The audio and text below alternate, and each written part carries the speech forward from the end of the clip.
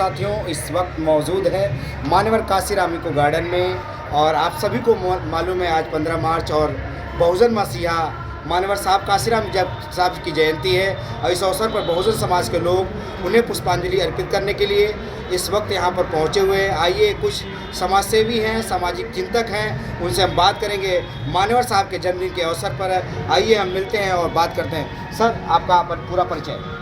मैं इंजीनियर भीमराज जी। मैं रिटायर्ड शिक्षण अभियंता हूँ उत्तर प्रदेश जल निगम से। जी मित्रों, सबसे पहले आज 15 मार्च है जो मान्यवर काशीराम साहब का जन्मदिन है। जी। उस जन्मदिन के अवसर पर हम सभी को, देशवासियों को, अपने मित्रों को, सभी को बहुत बहुत मंगल कामनाएं प्रेषित करता हूँ। जी, आप आज मान्यवर साहब की जयंती है, इस अवसर पर बहुजन समाज के लोगों को क्या कहना चाहेंगे कि उन्हें कैसे जो श्रद्धांजलि दें, तो जो उनका जो सपना था इस देश में बहुजनों का सत्ता हो, बहुजन समाज हुक्मरान बने, वो आप इस अवसर पर क्या कहना चाहेंगे? आज मान्यवर काशीराम साहब का जन्मदिन है। जी जी। मान्यवर काशीराम साहब बहुजनों के लिए उन्होंने एक नारा दिया था 1585 का। जी जी जी। और मान्यवर काशीराम साहब रोपड़ में पैदा हुए थे, पंजाब प्रांत में। और उसके बाद उन्होंने एक्सप्लोसिव लिमिटेड, वो भारत सरकार की एक कंपनी थी जिसमें उन्होंने कुछ दिन तक नौकरी किया। इसके बाद उनको बाबा साहब की जयंती मनाने के चक्कर में छुट्टी ना होने की वजह से उन्होंने काफ़ी विभाग में विरोध किया था। उनका साथ उसमें दीना भाना जी ने पूरी तरह से दिया था। तो ये अलग उनके दिल में जगी, तो उसके बाद उनके दिमाग में आया कि हमें समाज का काम करना चाहिए। मान्यवर काशीराम साहब फिर उनके दिमाग में आया और उन्होंने अचानक अपने घर में उठे बैठे और 7 प्रतिज्ञाएं करी कि मैं कभी अपने घर वापस नहीं जाऊंगा, मैं कभी कोई संपत्ति अर्जित नहीं करूंगा, मैं किसी श्राद्ध, वैवाहिक कार्यक्रम, मृत्यु भोज में अटेंड नहीं करूंगा। इस तरह से उन्होंने 7 प्रतिज्ञाएं करी। तो उन्होंने फिर समाज का काम किया और सबसे पहले उन्होंने वाम सेप का गठन किया, उसके बाद BS4 का गठन किया, अप्रैल 84 में बहुजन समाज पार्टी का गठन किया और उन्होंने जन जन तक बहुजन की आवाज़ पहुंचाने के लिए उन्होंने इस देश में अन्य पिछड़े वर्गों, मुस्लिमों, अल्पसंख्यक के लोगों के साथ अपना समझाया और इकट्ठा किया। और उसके तहत उन्होंने फिर उत्तर प्रदेश में 4 बार बहुजन समाज पार्टी की बहन जी इस प्रदेश की मुख्यमंत्री बनी। मान्यवर काशीराम साहब ने कभी कोई संपत्ति अर्जित नहीं करी। वो एक ईमानदार, बहुत अच्छे आदमी थे और उनके ऊपर कभी किसी प्रकार का कोई भ्रष्टाचार, कोई इस तरह का कभी कोई आरोप नहीं लगा। इसलिए आज हम लोगों को ये आवश्यकता है कि हम मान्यवर काशीराम साहब के द्वारा जो समाज में 1585 का नारा दिया था, उसके अंतर्गत हम लोगों को यूनाइट करने की बात कही थी, तो वो लोग आज यूनाइट होने की जरूरत है। वर्तमान परिदृश्य आपके सामने है। आज इस स्मारक में आए हैं तो ये पता लगा मेन गेट का दरवाजा बंद है, वो मरम्मत के नाम पे, जबकि सरकार को चाहिए कि वो दरवाजा खुलवाते और ऐसे मौके पर लोग जो दर्शनार्थी यहाँ बहुत बड़ी संख्या पे इकट्ठे हुए हैं, वो बगैर उनके दर्शन करे चले जा रहे हैं।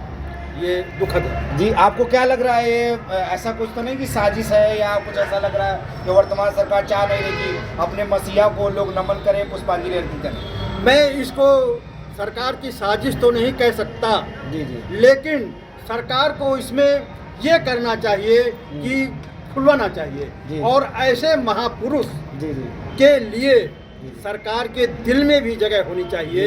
क्योंकि चाहे सरकार कोई हो, लेकिन महापुरुषों पे हक का जो विचार होता है वो विचार हर सरकार मानती है। और इसके अंतर्गत उनको चाहिए बहुत जल्दी ठीक करा के सारे जो लोग उनके अनुयायी हैं उनको वहाँ जाने से प्रेरित करना चाहिए, ना कि सरकार को रोकने का काम करना चाहिए। बहुत बहुत साधुवाद। हमारे साथ में थे इंजीनियर भीमराज सर। लगातार आप सामाजिक कार्यों में भागीदारी निभाते हैं और लगातार समाज में चलते हैं और भी चाहती हैं जो मानवर साहब को श्रद्धांजलि देने के लिए आए हुए हैं। आइए उनसे भी मैं बात करता हूँ। सर क्या नाम है?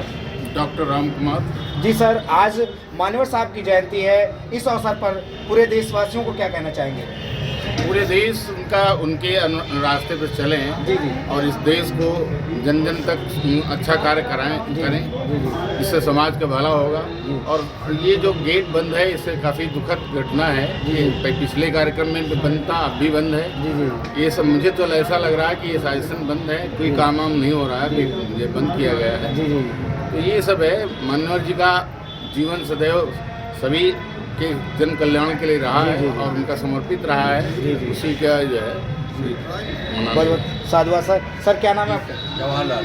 जी सर, आज मानवर साहब की जयंती है, कैसे सेलिब्रेट कर रहे हैं बहन जी मानवर साहब की जयंती? अब हम लोग सब लोग आए हैं और वो हमारे मसीहा हैं, हमारे देश को आगे ले जा रहे थे। और आज उनका ये जो स्थल है, स्मारक स्थल है, बंद है।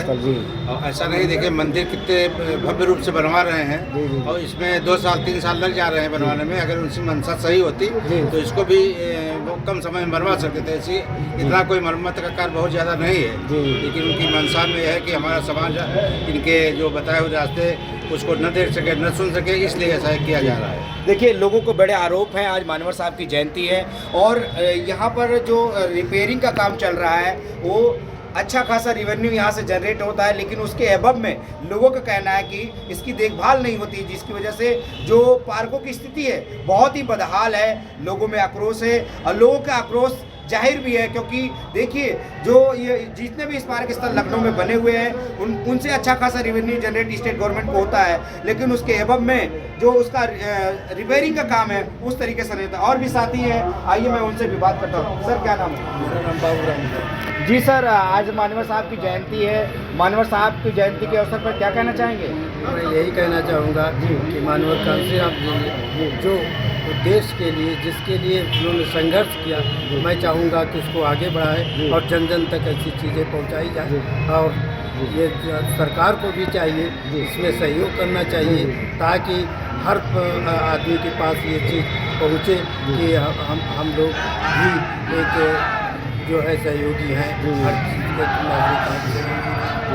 बहुत बहुत साधुवाद। देखिए हमारे साथ में बहुत सारे सामाजिक चिंतक जुड़े और मानवर साहब की जयंती के अवसर पर लोग विभिन्न तरीके से मानवर साहब को पुष्पांजलि अर्पित करने का काम कर रहे हैं, लेकिन जो स्मारक स्थल की जो स्थिति है इसको लेकर लोगों में आक्रोश है और आक्रोश उनका जायज़ भी है। बने रहिए आज तक LL इंडिया न्यूज़ के साथ। मिलेंगे अगले क्लिप में, तब तक के लिए जय भीम, जय भारत, जय संविधान।